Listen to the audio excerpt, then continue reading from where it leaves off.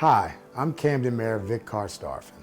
I am proud to kick off our Camden Speaks series. This series will feature Camden icons as they tell their story in their own words. Their story is your story, it is our story, and it is Camden's story. I hope you enjoy this unique series which highlights the legacy of our city Invincible. It takes teamwork to make a real change occur within a community. So remember, together we are all Camden Strong.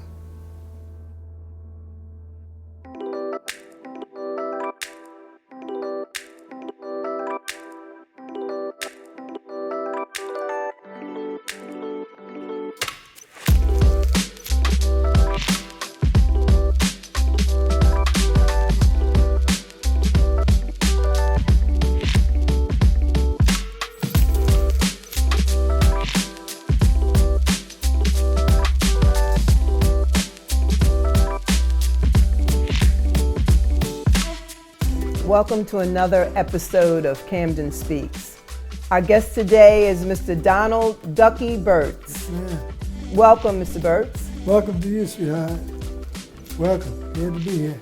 Great. It's an honor to meet you, first of all. Thanks. And speaking of honor, congratulations for being honored by the mayor of Camden, the city of Camden, for your contributions to humanity. Right. You've had your hands in so many things. And your many roles, and I hear that you were and still are a successful entrepreneur and businessman. You were also a newsman, a professional ball player, a civil rights leader, a politician, and more. I'd like for you to take us on a journey and talk about some of these roles. But first of all, what was it like growing up in Camden? And where in Camden? I mean, nothing like it. I love my hometown. Wherever I go, I'll talk about Camden. Without Camden, I wouldn't be what I am today. Mm-hmm. I had good, back then days, you had good mentors. Mm-hmm. And to make it plain and short would be Lou Walls was one of my mentors. Lou Walls. He was the cop, mm-hmm. and he had youth, CYC, mm-hmm. youth organizations. And where did you grow up in Camden? Centerville. Centerville. I grew up in Centerville. Yes. Okay, great. Yeah, right there near the grain factories. What was Camden like in terms of, you know, the environment at that time? It was really beautiful. I didn't know the difference between black and white. Right. At that time, we didn't know the Mm-hmm. difference. Mm-hmm. We all went to school together. I learned that when I started dealing with NACP. Mm-hmm. And we had to walk from Centerville to Pollock Town to go to Camden High. Okay. And we had to get rides. We used to pass Duckies. Mm-hmm. We had to get rides home as athletes right. down Kane Avenue to 9th Street. Okay. And we get a ride. They take us across, take us to Centerville. Right. You can't do that today. They would never pick nobody up today. Right. That was the way of getting back home. Right. So I hear that when you were younger, you excelled in sports, from basketball to football to baseball and gymnastics, and eventually became a semi-professional basketball player. Tell us about that experience. That experience came from Centerville. Okay. Without Wilbert Fountain, we call him Ambrose. Ambrose. We had a team named the Gators. Mm-hmm. We all played together. And the same thing happened through those guys that played in Centerville. We played together in Hatch, mm-hmm. with junior high. Okay. 3 years before we get to Camden High. In fact, back in the day, I was the first black quarterback Camden High ever had. Really? 1953, 54, 55. Wow. I was a black quarterback. And I played safety. We was both ways then. Mm-hmm. Defense, I was playing safety. Mm-hmm. And offense, I was a quarterback. Mm-hmm. Which I loved it. Mm-hmm. Because it came from my childhood. Mm-hmm. My grandma used to say, son, you're a leader, son, you're a leader. Mm-hmm. He said, all the guys come by, you all get together, and you take them here, we go play. We take them there, we go play, we eat together and all that. Right. And she said, the only thing about it, I want you to do this, son. Now, stuck with me now. Mm-hmm. She said, I want you to stay with the good brains. Mm. I don't want you messing with them brain damage. With the good brains. You mess with good brains. If you mess with brain damage, I'm going to spank you. Right, right. Stay with the good brains. That stay with me. It's all with the human relations. Everything came to that point. Right. There's good brains and there's bad brains. You don't mess with the bad brain. That's for the doctor to handle. You know, doctor, leave it alone. Yeah. You go over here where you can get something accomplished. Never Best left advice. me. Best advice in the world. And I want to brains. hear more about that. Yes. But first, I want to ask you a question. How did you get the name Ducky? Let me go back to my grandmother. I was bow-legged. Okay. And she called me Donald Duck. And I never left it. The name never left me. Right. I mean, people know me from Ducky. They don't know Donald. Let's see, my school teacher or Sunday Right. school teacher. And like that. Or somebody I work for got to pay me to say Donald Birts. But other than that, Ducky was mine. I couldn't get rid of it. Right. I couldn't get rid of Ducky. Well, it's funny because you were the first African American to open up a haberdashery clothing store in Camden. Right. It was called Ducky's Ducky's Dashery. Dashery. Yeah. Tell us about your role as an entrepreneur and successful Well, that came businessman. through, let's go back again. It came through politics. Elijah Perry and Mayor Pierce got me a loan from SBA, which Lyndon Johnson put through back then. Okay. I was the first loan in the state of New Jersey. I got $6,000, 6%. So you were the first African American that Loan. got a loan. From the SBA, Really? Small Business Administration. Wow. And I got it through politics, which was Perry and Pierce. And they got me that loan. And I learned the haberdashery business by being a salesperson, a manager Okay. for the stores on Broadway. Because NAACP picket the stores on Broadway because they didn't have no black people. So you were one of the So few the black first owned. So the black guys said, Ducky, you go take the job. I said, well, no, you go. When I went to take the job, I went in there as a stock boy. Oh, I got I kept a dowry. So I was a stock boy, then I came to be a salesman, then I came to be a buyer. In that store, Broadway and Chestnut. Okay. Wilmar Taylor's. I learned all that in that one store from the system, how the economics work and how haberdashery work. Earlier, you mentioned that you also met the Reverend Leon Sullivan, who was instrumental in helping you establish another store in North Philadelphia. Right. And it was actually in Progress Plaza. The first black shopping center in the country. That's what I heard. That's right. How And I was the first one that? to sign a contract. White or black. Right. Sign a contract. So you went to Philadelphia and opened up Yeah, the similar store, store right. to. And Reverend Sullivan tapped my mind and had me go out to sell other blacks to come in. We had whites. We had A&P, AAA client. He had First Pennsylvania Bank, AAA client. Wow. He had PASFS, AAA client. He had First Pennsylvania Bank, AAA client. Hot Shot, which is Marriott, AAA client. And these were all black owned? No, these are white. Okay. But the stipulation was you had to have a black manager. Okay. Okay. You couldn't have the student you had a black manager. Okay. Gotcha. That's how the stipulation got people learn. How Progress Plaza was stayed around for a long time. It's still there yeah. now, Yeah. Like our stock. What that about stock? Okay. And we had what you call 1036. $10 a month for 36 months. Oh, you brought stock, stock or too. people could buy stock Right, in Progress Plaza, or Yeah, no, Progress Plaza, anything we did. wow. Because we put up, we did a garment factory like that. You know, we did different things we did. Right. And with the stock. We won some and we lost some. But actually, But you were investing. you invested. Actually, if you would get, if they would tell the truth, Reverend Shelton created our markets. And our markets are like 7-Eleven or Wawa.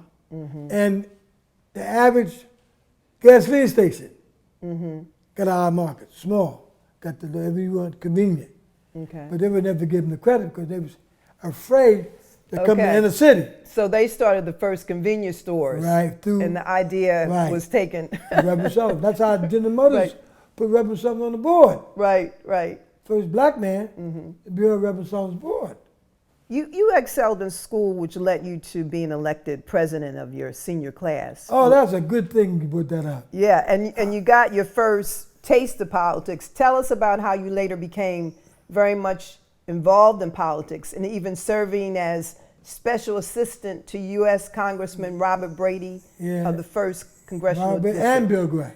And Bill Gray. Bill Gray was first, Bob was second. Right. But I learned from Dr. Wiggins and Elijah Perry, gave me the ups to come to Philly. Now I'm in a little small town, Camden, and you come to Philly. Well, I came to Philly ready. Yeah. I had my apprenticeship in Camden. Right. All my losses, all my wins in Camden. Right. So I went to. You were ready. I was ready. So like junior high school, I learned how to get along with the Jews, and I got along with the blacks. Yeah. So when I ran for president, Mr. Dickinson, which was a coach at Hatch, I was learning stuff from him after school. Right. After practice, I would learn my speeches and learn what's going on and study the books. And I had the experience of Dr. Wiggins through the NAACP. At that time, at that age, you know. Right. And I learned from Elijah Perry, stuff I learned. And that's how I won in Hatch. I won. Tell us about the time you were a leader in the civil rights movement. What was your contribution and who were some of the people? Was come back to Dr. Wiggins and back to Jesse Jackson and Roy Wilkins. And the guy that was in Trenton, the minister in Trenton. Well, we learned what politics do for you. We learned that politics controls the school board. You know, we learned politics control the banks, the loans, your community, cleaning up. We learned that they get the truck driver, and we learned all that stuff. We learned that politics controls. That being fine.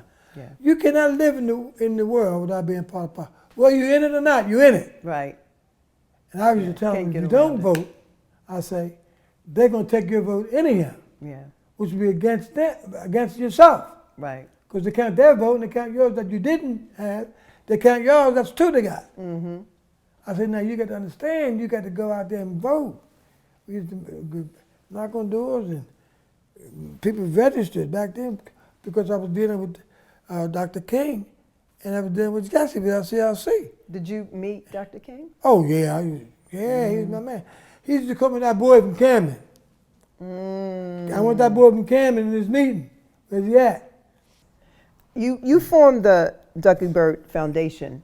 Oh, yeah. Tell us about the purpose and the mission of it and the programs that you focused on. I'll tell you why I formed the foundation.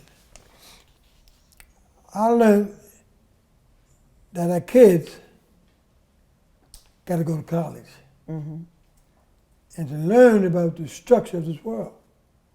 And without going to college, to learn, they can't pass it down. So I started a foundation. Right. With John Chaney come to me at the Baker Lake and said, Doc, I need you to help me. He said, yeah, I want you to help me. I said, okay, John. So I started out with Dr. Wade Wilson, who was the president of Cheney at that time. And I took the Wade Wilson Scholarship Fund and raised money at the football classic. I would have Florida A&M and Morgan, Norfolk, Virginia State. Historically black colleges. Historically black colleges that come up here to march, because they march down south, you know. Right. We didn't have no big bands in Cheney and Lincoln. Mm-hmm. So I go down there and talk to the athletic director, talk to the president. I said, you guys, come on up. And you can recruit your band. Band is like football down south. Right. You got to get up in the morning, go to practice, you got to run, you got to stay in shape. That's what they were terrific. So I got them to come up. And I raised money for Cheney to give scholarships out. Because Cheney and Lincoln at that time did not receive money from the Negro College Fund. Okay. The Negro College Fund gave you money from the state and the state. But Cheney wasn't a part of that. I hear that because of all of that work that you through the years, that you've had over 140 awards and citations. Oh yeah. What's some of the ones that that stand out? I know you don't want to. Yeah, man. I got a list down. Where's it at over there? I got take that white book, the white book down in the bottom. There you go. Oh, I see. Awards. Oh my gosh. These are in the book. And Wow. these are the ones that didn't make it. All of these. Oh my God, Woo.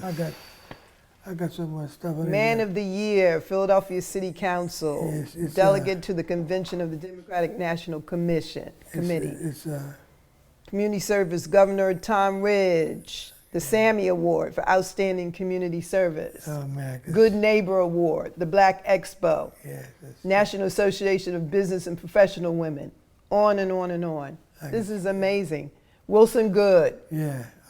Wow. Carter G. Woodson Achievement Award. Yeah. Beautiful. I had a lot of Beautiful. awards Beautiful. that women case. Beautiful. Let me ask you, how do you define success? And what advice can you give the youth about being successful? I find success is doing the right thing and help people. If you do the right thing and help people, because we all need help. We all need, whatever block you live on, that block need help. You ain't got to go around the corner. You ain't got to go down the street. This way, the block that you live in, there's enough stuff there for you to help. And that's what we have to learn. We learn. I got so many awards. I don't even worry about it.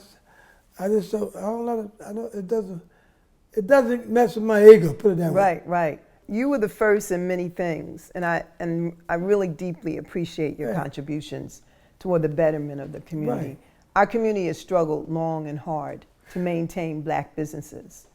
As a matter of fact, this is the year of the 100th anniversary of Black Wall Street. Right. What do you think about the challenge of creating businesses in our community, and what can we do to expand the economic progress? That's the greatest question that should be answered for our legacy. Only time somebody's gonna respect you when you have your own. Right. And that's what I like about the Black Wall Street. We need our young Black Lives Matter. It's a good logo. It's a good theme. It doesn't mean nothing if you don't use it right. Yeah. And they need mentors, and they need people to instruct them on one side on how to get the money. And that's Black Wall Street. Get the money. Right. Thank you so much, I Mr. appreciate Birts, it. for Yes. being with us today. You are a true legend, and we really appreciate your contributions to not only the community, but to humanity. I appreciate coming. I'm glad you don't make it too long. Write me again. Absolutely. I got some more stuff to give you in my brain that I don't take to the graveyard.